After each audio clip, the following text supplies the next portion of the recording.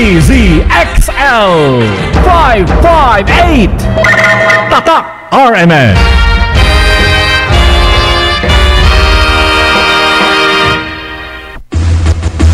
Narito na ang numero unong pagbabalita sa radyo na araw-araw.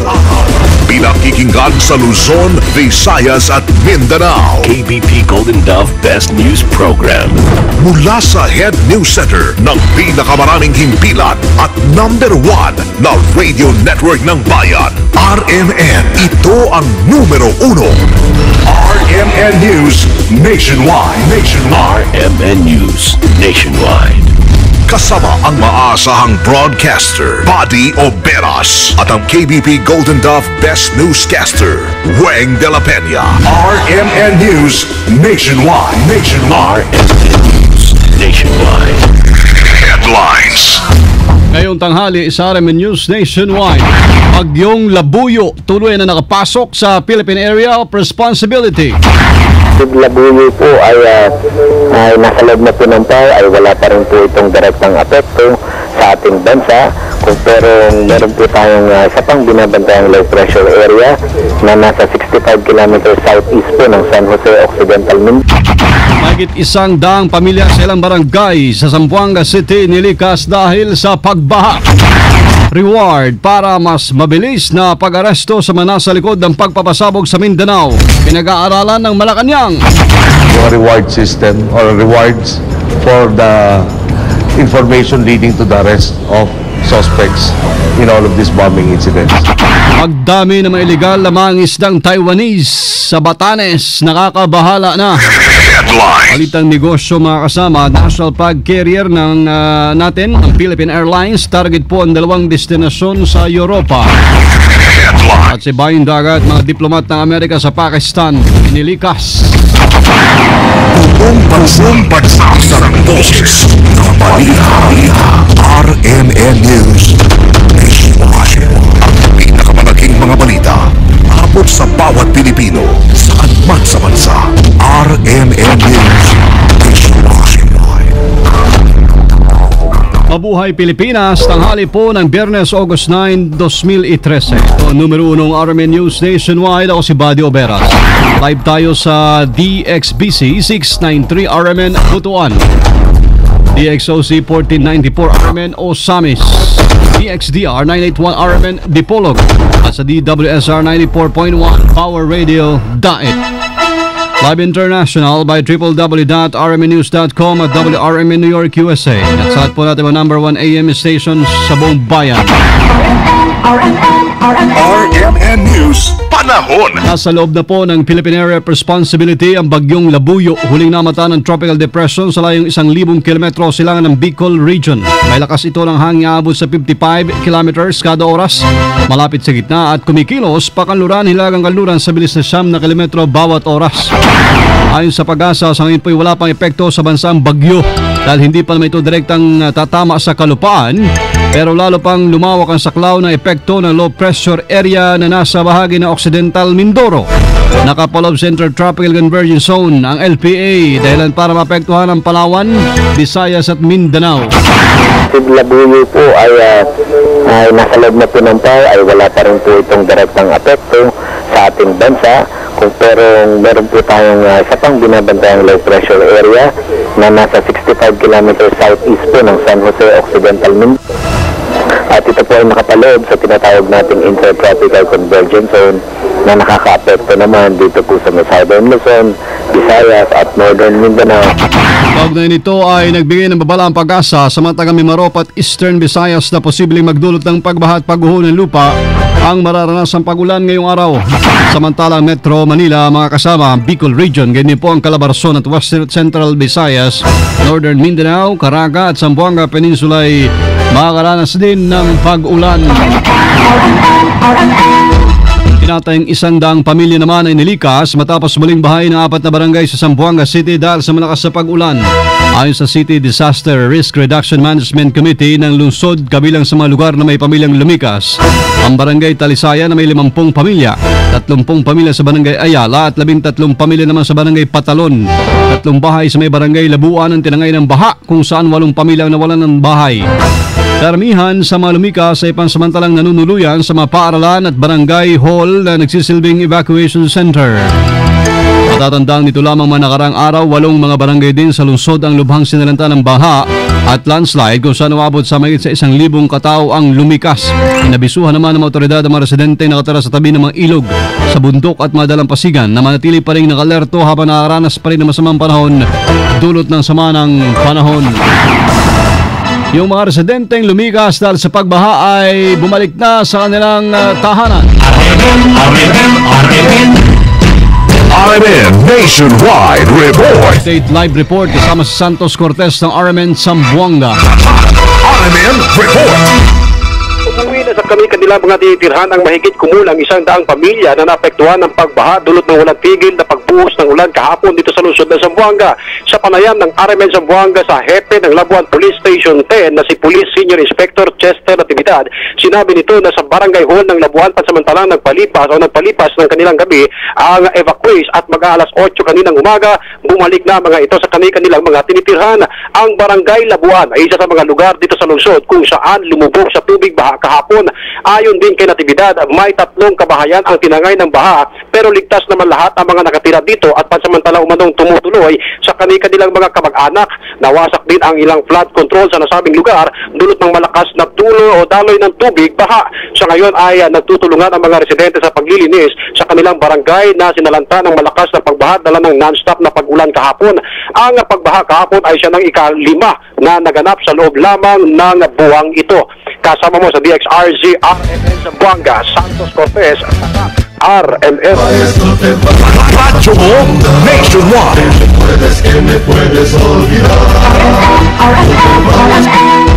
Sa iba pang balita, seryoso mga kasama Administrasyong Aquino na maaresto at mapanagot ang responsable sa pagpapasabog sa Mindanao. Kaya naman pinag-aaralan na ng Malacanang ang pagbigay ng pabuya para agad mahuli ang mga nasa likod ng krimen. Naniniwala si Paulong Noynoy Aquino na kabilang ang Abu Sayyaf Group sa mga nasa likod ng nasabing pambobomba. Na ipagsanib puwersa ang ASG sa 2 grupo para magasik ng kaguluhan para madiskaril ang peace talks ng pamahalaan sa Moro Islamic Liberation Front. Kasabay niyan ay pinapatiyak ng Pangulo sa mga otoridad ang paglalatag ng mas mahigpit na seguridad upang maiwasang kumalat sa iba pang lugar ang serye ng pambobomba.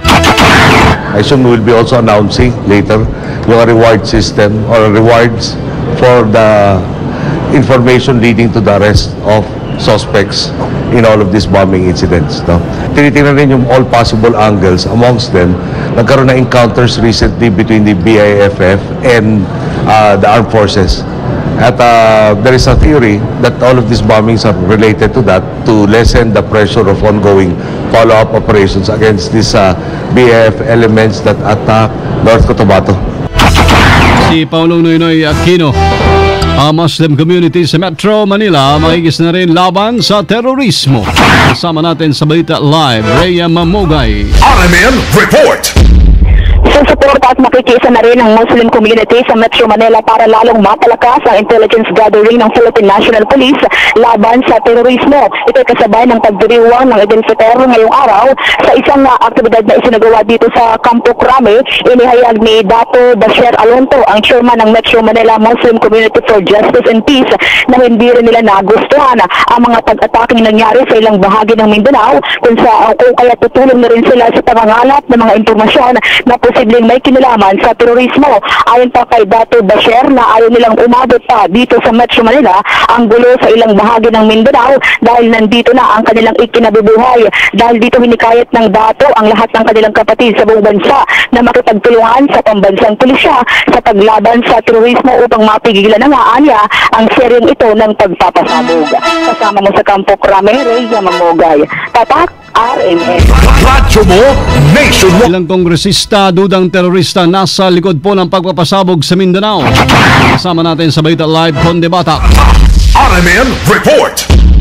Duda ang ilang kongresista sa Kamara na terorista ang nasa likod ng sunod-sunod na pagpapasabog sa Mindanao, partikular sa Cagayan de Oro City, Cotabato at Pinakauli sa Midsayap North, Cotabato. Ayon kay anak Mindanao Party List Representative Titi Dalia Turabin Hataman, malabong terorista ang nasa likod ng pagpapasabog dahil kadalasan umano ay kiniklaim o inaako na agad ng mga bandido o rebelde na sila ang may gawa upang maipakitang malakas sila at magkaroon ng takot sa isang lugar. Lalo anyang hindi rin mga kapatid na Muslim ang gagawa ng ganitong krimen dahil labag ito at nangyari mga pagpapasabog sa buwan ng Ramadan na itinuturing ng mga Muslim na isang banal na gawain. Posibleng ang politika ang dahilan ng mga pag-atake lalo na sa lokal na level. Pero sa ngayon anya ay kasalukuyang investigation kaya't wag munang magbato ng konklusyon ng ilan sa nangyaring mga pag-atake lalo na sa mga Muslim. Kasama mo mula sa Kamara, Conde Bata, Tatak RMN. Radyo mo nationwide. Mga kasama, ikinababahala na po ang sinasabing pagdami ng mga illegal na mga isang Taiwanese na pumapasok sa Batanes. Sa isang interview kay Dr. J. Batong Bakal ng UP Institute for Maritime Affairs and Law of the Sea, maraming lokal na mga isda nagrereklamo na sa pagpasok ng mga pinaniniwalang Taiwanese, kung saan umabot pa sa 5 bangkang iligal na nangingisda sa karatang sakop ng Pilipinas at iba pa ay bumababa pa sa Pampang. Kaugnay nito iba mga residente ng Batanes sa may larawan at video ng mga dayuhang mangingisda na nagsasagawa ng iligal na operasyon sa dagat. Ilang patunay daw na nakapasok na sila ng Pilipinas. Nila sobrang lakas ng loob ng mga ito at nagbabanta pa, kung saan ilan sa mamunoy Taiwanese na nagpapatok ng flare gun. Kinumpirma naman ng senior aquaculturist ng Batanes Provincial Government na si Joseph Taguba ang pagpasok ng mga dayuhang umaabot na sa may 20 bangka, kung saan meron ding malalaking pangisda. Ginagalang ng Philippine Coast Guard ang naging rekomendasyon ng National Bureau of Investigation na kasuhan ng homicide ang 8 tauhanang Coast Guard na sangkot sa pamaril sa isang Taiwanese fisherman sa Balintang Channel noong Mayo. Sa interview ng RMN kay Philippine Coast Guard spokesman Armand Balilo, sinabi nitong handa silang idaan sa due process ang kanilang mga tauhan na dawit sa pamaril. Ngayon pa man naniniwala si Balilo na may panahon pa para depensa nila ang kanilang mga sarili sa korte, lalo't meron ng mga abogadong nag-volunteer para hawakan ang kaso. Matatandang dinipensa ng mga nasabing tauhan ng Coast Guard na nagawa lang nila ang pamaril bilang depensa sa kanilang sarili dahil balak umano ng barko ng mga Taiwanese na banggain ang mas malit nilang barko matapos sitahin sa illegal na pagpasok pa rin sa karagatang sakop ng Pilipinas. Ginagalang po natin yung pasya ng NBI doon sa pagsasampa ng kaso at pababayaan po natin yung due process na yung natural course ng due process na magpatuloy. At alam po naman namin na may panahon para sa korte na ipakita na improve kung ano man yung mga depensa ng aming mga tauhan. Merong mga taga-UP at mga taga-USP na nagboto para po magkabugado dito sa mga katauhan natin. Sa ngayon, inalisa ng Taiwan ang sanction sa Pilipinas na face hiring sa mga overseas Filipino workers. Kasunod naman na rekomendasyon ng NBI at paghingi na rin ng tawad sa pamilya ng napatay na mangisdang Taiwanese. Mga responsable sa oil spill dyan po sa Cavite, sasampahan na ng patong-patong na kaso. Kasama natin sa balita live, Angel Ronquillo. RMN Report. Inihahanda na nga ng Philippine Coast Guard ang mga kasong kanilang isasampa laban sa may-ari ng MP Makisig ng Hermas Shipping Transport Corporation Petron na mga responsable sa pagtagas ng langis sa Rosario, Cavite kagabi. Ayon kay PCG Marine Environmental Commodore Joel Garcia, paglabag sa Republic Act 9275 o Philippine Clean Water Act at Marine Pollution ang kanilang isasampa. Maliban dito ay pag-aharap din nila na obstruction of justice ang Petron dahil sa pagtanggi nito na mga kuhana ng sample ang kanilang langis. Bukod dito, hindi rin aniya pumayag ang Petron na sisiri na kanilang mga divers ang pipeline upang masuri kung meron ng tagas. Paliwanag ni Commodore Garcia na kagabi makaroon ng oil spill ay tinangka ng Coast Guard na kumuha ng oil sample sa Petron upang mabatid kung ang nakis ba nila ang tumagas sa karagatan o kung ito ba ay mula sa barko na nagkakarga ng langis. Pero tumanggian niya ang Petron kung kaya't decidido silang sampahan ito ng asunto. Kasama mo sa lungsod ng Maynila, Angel Ronquillo, Tatak, RMN. Radyo mo nationwide. RMN News Negosyo. Bago sa negosyong balita, ang latest under state of calamity ng mga kasamang Rosario, Cavite dahil sa oil spill. Aban po ang kabuang detalye mamaya sa RMN Southern Tagalog. Target ngayon ng national flag carrier na Philippine Airlines na magbukas ng flight sa 2 destinasyon sa Europa. Kasunod na rito ng pag-alis sa ban ng European Union sa paglipad ng local airlines sa pagpasok sa European space. Sa blessing ng bagong Airbus A321-200, sinabi ni PAL Senior Vice President for Operations Ismael Augusto Goson na ayos daw nila magbukas ng biyahe sa 2 destinasyon sa Europa bago matapos ang taon. Nag-iisipan ng airline kung sa London, Amsterdam, Paris, Rome o Madrid babiyahe ang kanilang eroplano. Gamit po yung Airbus A340 o Boeing 777 para sa direct flights. Maasa naman ang PAL na mas marami pang tatangkilik sa national flag carrier dahil na rin sa pagbukas nila ng mga biyahe sa Europe. RMN News Abroad. Nilikas na mga kasama ng US State Department ang kanilang mga diplomat sa Lahore, Pakistan dahil na rin sa banta ng terorismo sa nilang konsulada.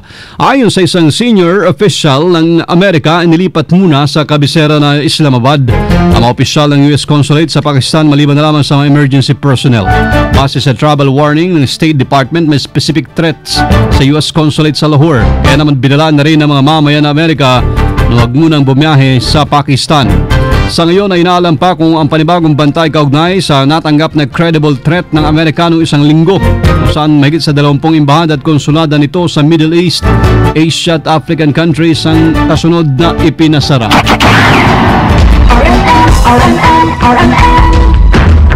Live na live mula sa RMN News Center, Makati City, Metro Manila, Philippines. Hindi pong narinig ang numero 1 ng RMN News Nationwide. Biyernes ng tanghali na mga kasama, August 9, 2013. Diyan sa mga taga Cebu. Susunod na po dyan, si kasamang Ken Galinea sa RMN News Diretso, Balitang Cebu sa numero 1 pa rin DYHP 612. Panoorin po aming naging pagbabalita ngayon alas 12 ng tanghali. Sa YouTube, i-type lamang ang RMN News Nationwide. Thank you Lord, muli po tayo nagkasama-sama. Salamat po sa inyo naging panahon. Kasama nyo sa serbisyo publiko sa ngalan po ni Weng de la Peña. Ako si Buddy Oberas. Dito pa rin sa tahanan na may pinakamaraming number 1, pinakamaraming himpilan. RMN, radyo mo nationwide. Pinakamalaking mga balita, abot sa bawat Pilipino, saan man sa bansa. RMN News Nationwide. Patang alas 12:18. Nanlalambot